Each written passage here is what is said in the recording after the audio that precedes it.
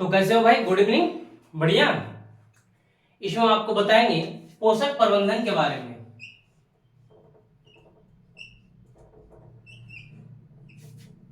पोषक प्रबंधन किसके बारे में बताएंगे? तो पोषक प्रबंधन के बारे में, तो पौधों के बारे में बताएंगे।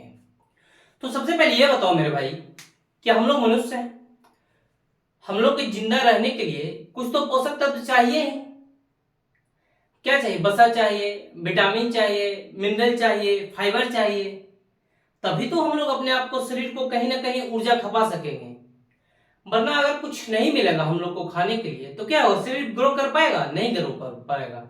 जब डॉक्टर कहता है कि जब कोई बच्चा 6 साल तक हो, जब कोई बच्चा जन्म लेता है तो 6 साल तक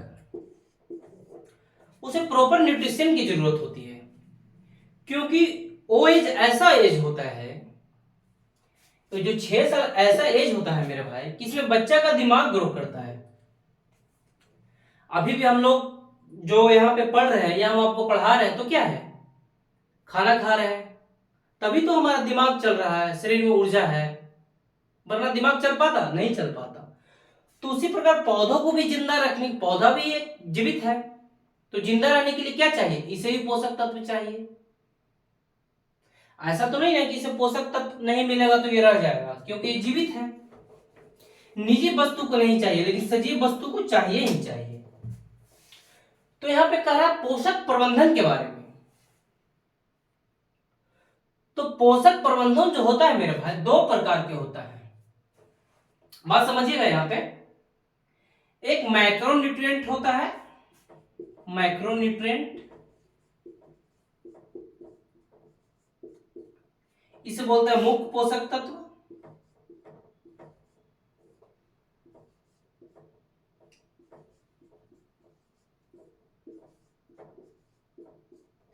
एक होता है माइक्रोन्यूट्रिएंट,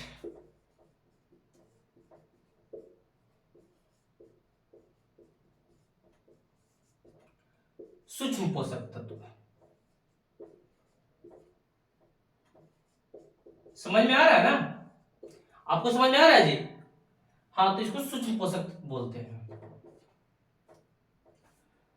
तो आपके दिमाग में आ रहा होगा भाई कि ये मैक्रोन्यूट्रिएंट और ये माइक्रोन्यूट्रिएंट क्या है। बिल्कुल स्वाभाविक सी बात है। तो जो पौधों को ज्यादा से ज्यादा मात्रा में चाहिए, मतलब ज्यादा से ज्यादा मात्रा में चाहिए, कम नहीं भाई, उसको बराबर चाहिए ही चाहिए। तो देखिए उस वो क्या है? तो आपका नाइट्रोजन हो गया, फास्फोरस हो गया, पोटेशियम हो गया। इसे क्या बोलते हैं? एनपीके बोलते हैं भी। और सूक्ष्म पोषक तत्व में देखा जाए तो आयरन हो गया, बोरॉन हो गया, जिंक हो गया। ये नाइट्रोजन है। तो जो पौधों को ज्यादा से ज्यादा मात्रा में चाहिए उसे मैक्रोन्यूट्रिएंट बोलते हैं। और जो पौधों को, ये तो हो गया मैक्रोन्यूट्रिएंट, ये हो गया माइक्रोन्यूट्रिएंट। ये ज्यादा से ज्यादा मात्रा में चाहिए, देखिए इसे एनपीके भी बोलते हैं। समझ रहे हैं? तो अब से मेरे भाई, जैसे कि खेत है, अब खेत में ग्रो करने के लिए जैसे कोई फसल है, बात समझना है यहाँ पे। कोई फसल है, चलो ये एग्जांपल हम ले लेते हैं धान का। धान का खेत है, बात समझना गौर से। अब ये धान का खेत है मेरे भाई, तब इसमें चलो हम नाइट्रोजन को डाल दिए, फास्फोरस को डाल दिए, पोटेशियम को डाल दिए। लेकिन अब क्या है मेरे भाई कि खेत में पहले से नाइट्रोजन की मात्रा ज्यादा है। बात समझना है यहाँ पे। खेत में पहले से नाइट्रोजन की मात्रा ज्यादा है और पोटेशियम की मात्रा कम है। बात समझना गौर से मेरे भाई, यहाँ पे लॉजिक है, यहाँ पे ध्यान दो। यहाँ पे तो नाइट्रोजन की मात्रा ज्यादा है और पोटेशियम की मात्रा क्या है? कम है। तो हमें कैसे पता चलेगा? अगर नाइट्रोजन की मात्रा ज्यादा है मिट्टी में, और नाइट्रोजन का मात्रा चलो खेत में 10% है, इसे चाहिए 8%, लेकिन फिर भी हम क्या किए, चलो खाद्य पदार्थ सस्ता मिल रहा है, खाद सस्ता मिल रहा है तो हम उर्वरक का डाल देते हैं, तो अभी डाल दिए तो 20% हो गया, यानी नाइट्रोजन की मात्रा बढ़ गई। तो ये क्या हानि पहुंचाएगी? जैसे हमें जरूरत है 4 रोटी खाने का और हम खा लिए 10 रोटी, तो खाना अपच हो जाएगा, वोमिटिंग हो जाएगा ना। उसी प्रकार मिट्टी को भी क्या चाहिए? एक सीमित मात्रा में चाहिए हर चीज। ऐसा नहीं ना है कि हमें खाना है फाइबर तो हम खा ही रहे, चलो भाई एक दिन में 10 सेव खा लिए, ऐसा नहीं ना है, ऐसा नहीं है। एक सीमित मात्रा में खाना बनता है मेरे भाई, बात समझ पा रहे हो ना? तो एक सीमित मात्रा में चाहिए, नाइट्रोजन सीमित हो, फास्फोरस सीमित हो, सल्फर सीमित हो। तो इसके लिए सरकार ने सोचा कि इस प्रकार भाई अगर ऐसी स्थिति रही तो मिट्टी तो बंजर हो जाएगा बिल्कुल। तो सरकार ने इसे वैज्ञानिक दृष्टिकोण से एक जांच की पहल की है। हम आपको करंट से अपडेट कर रहे हैं। अरे भैया, जैसे कि कोई मात्रा ज्यादा, आपको अगर तबीयत खराब हो जाएगा तो आप डॉक्टर के पास जाओगे ना, जाओगे ना। उसी प्रकार का सरकार ने एक पहल की है कि भैया मिट्टी की उर्वरता बहुत ज्यादा बढ़ती जा, मतलब ये बंजर होती जा रही है, आखिर इसका रीजन क्या है? तो सरकार ने एक स्कीम शुरू किया है, soil health card scheme. Current से अपडेट कर रहे हैं, ध्यान दीजिएगा। ये जो सॉइल हेल्थ कार्ड स्कीम है 2015 में लाया गया। तो अब ये सॉइल हेल्थ कार्ड स्कीम है क्या मेरा भाई? बात समझ रहे हो ना जी? भैया ये सॉइल हेल्थ का जो स्कीम है, ये सरकार क्या करेगी, आप ब्लॉक में जाओगे, ब्लॉक में अधिकारी होंगे, अधिकारी नियुक्त होंगे।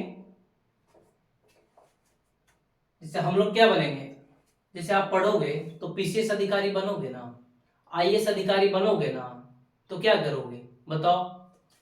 तो ये ब्लॉक जाएंगे, अब ब्लॉक में किसान अपनी मिट्टी को लेकर जाएंगे। चलो भैया एक पॉलिथीन मिट्टी ले लिए, एक पॉलिथीन है उसमें भर लिए मिट्टी को, और मिट्टी को क्या करेंगे अधिकारी? टेस्ट करेंगे, यानी जांच करेंगे, टेस्टिंग। अब जांच किसका किसका करेंगे मेरे भाई? अब बताओ खुद आंसर। जांच करेंगे कि नाइट्रोजन की मात्रा कितनी है, फास्फोरस की मात्रा कितनी है, पोटेशियम की मात्रा कितनी है, आयरन की मात्रा कितनी है। अब ये जांच करेंगे। तो जब जांच करेंगे मेरे भाई, तो जो अधिकारी ब्लॉक में जाएंगे, इस स्कीम के तहत एक हम लोग को कार्ड मिलेगा। वो क्या मिलेगा? तो आइए उतार लिए, नोट कर लिए।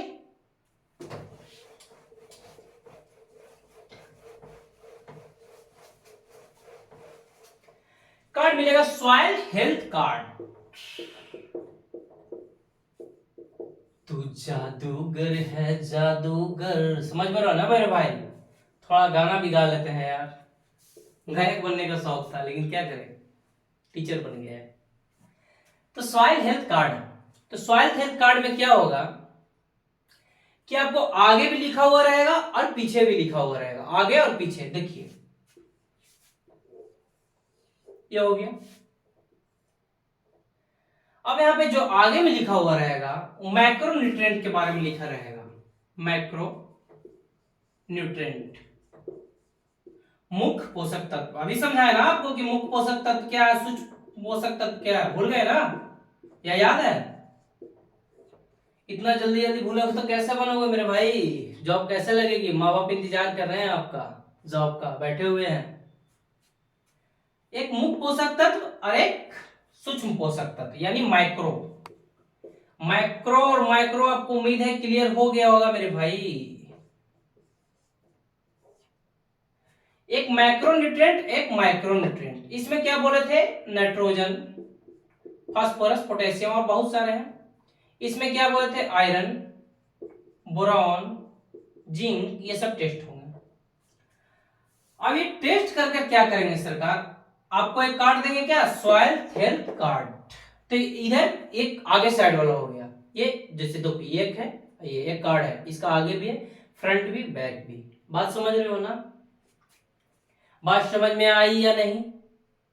चलो आई, मैक्रो और माइक्रो। अब इस कार्ड में सलाह भी दिया जाएगा। ये तो आगे साइड हो गया, पीछे साइड में क्या सलाह दिया जाएगा। अब सलाह क्या दिया जाएगा मेरे भाई, जैसे ये तो टेस्टिंग हो गया कि चलो भाई टेस्टिंग होके एक कार्ड मिल गया कि आपके खेत में जो मिट्टी है, नाइट्रोजन की मात्रा चलो 10% है, पोटेशियम की मात्रा 20% है, समझ हो गया। तो ये कार्ड में लिख दिया जाएगा, उसका क्या फ्रंट में। और इसमें क्या आपको सलाह दिया जाएगा कि भैया आपके खेत में ना नाइट्रोजन की मात्रा ज्यादा बढ़ गई है, फास्फोरस की मात्रा ज्यादा बढ़ गई है, पोटेशियम की मात्रा ज्यादा बढ़ गई है। इस जांच का पहल करके इस पे सरकार बहुत ज्यादा काम भी कर रही है, तो उस अनुसार आपको मिट्टी में फिट डाला जाएगा। बात समझ रहे हो ना। तो यही था पोषक प्रबंधन। अब एक बार रिपीट कर दें हम आपको, पोषक प्रबंधन क्या है। पोषक प्रबंधन उस प्रबंधन को कहते हैं। तो आपके अब दिमाग में आ रहा हो कि पोषक प्रबंधन तो बताया ही नहीं, इतना सारा क्लियरिटी हो गया। तो पोषक प्रबंधन उस प्रबंधन को कहते हैं मेरे भाई कि जिससे फसल को लाभ हो। खेत में जो खेत होता है, खेत में फसल को ग्रो करने के लिए सरकार ने पहल की है, इसी को पोषक प्रबंधन कहते हैं। बात समझ रहे हो मेरे भाई।